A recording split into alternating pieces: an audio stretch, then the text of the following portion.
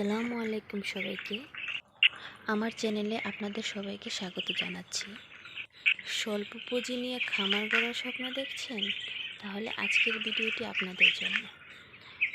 আজকের ভিডিওটিতে আমি আপনাদের দেখাবো আমি কিভাবে খুব কম খরচে আমার চীনা হাঁসগুলো পালন করছি এবং সম্পূর্ণ প্রাকৃতিকভাবে আমার হাঁসগুলো খুব তাড়াতাড়ি বড় হচ্ছে। আর হ্যাঁ, আমি এখানে স্যালাইন পানি দিয়েছি, যা গরম, তাতে চীনা হাঁসের এই স্যালাইন পানি খুবই উপকারী। চলুন দেখা যাক আমি আমার হাঁসের জন্য সারাদিনের খাবার কিভাবে খুব কম খরচে তৈরি করে নিচ্ছি। তো দেখতেই পাচ্ছেন আমি এখানে শাক তুলছি।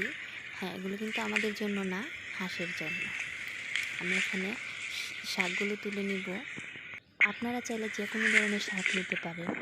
আর এই সকল শাকগুলো আমাদের চারপাশে সবসময় পাওয়া যায়। যে কোনো ধরনের শাক হলেই চলবে। আমি এখানে আমার হাঁসের জন্য সারাদিনের খাবার তৈরি করার শাক নিচ্ছি। একটু ধৈর্য সহকারে তুলতে হবে।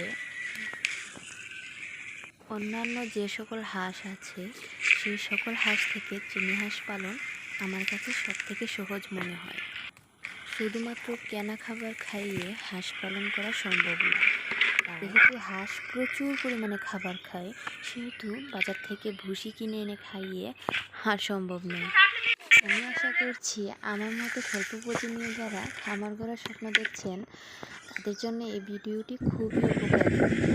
আর আমার ভিডিওটি ভালো লাগলে অবশ্যই কিন্তু সাবস্ক্রাইব করে দিবেন। আর হ্যাঁ, এই ফলটা কী ফল বলে যাবেন। তো কথা বলতে বলতে আমার শাক তোলা শেষ।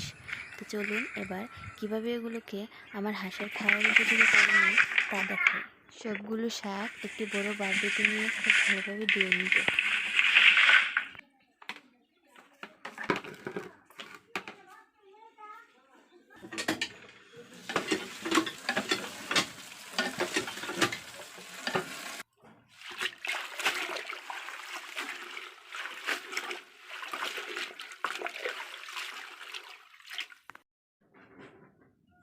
শাকগুলো ধুয়ে কেটে এবার এগুলো হাঁড়িতে চাপিয়ে দিচ্ছি।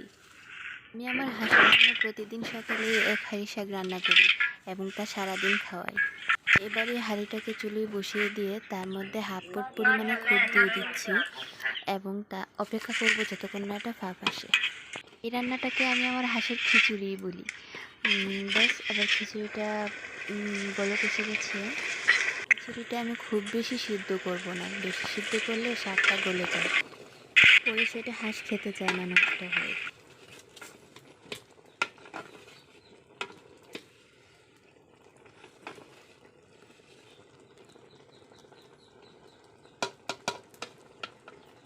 হয়ে গেছে হাঁসের খিচুড়ি। এখন কিছুটা খিচুড়ি আলাদা করে তুলে নিব ঠান্ডা হওয়ার জন্য।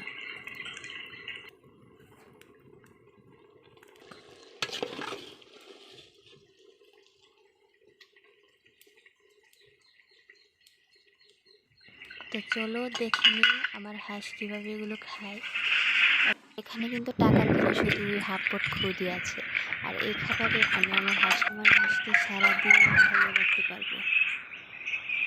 তো যাদের কাছে আমার এই ভিডিওটি তাদের জন্য উপকারী মনে হয়েছে, হাঁস সম্পর্কিত আরও নতুন নতুন ভিডিও পেতে আমার চ্যানেলটি সাবস্ক্রাইব করে রাখুন, যেন আমি যে কোনো ভিডিও দিলেই আপনাদের কাছে সবার আগে চলে যায়। ধন্যবাদ সবাইকে।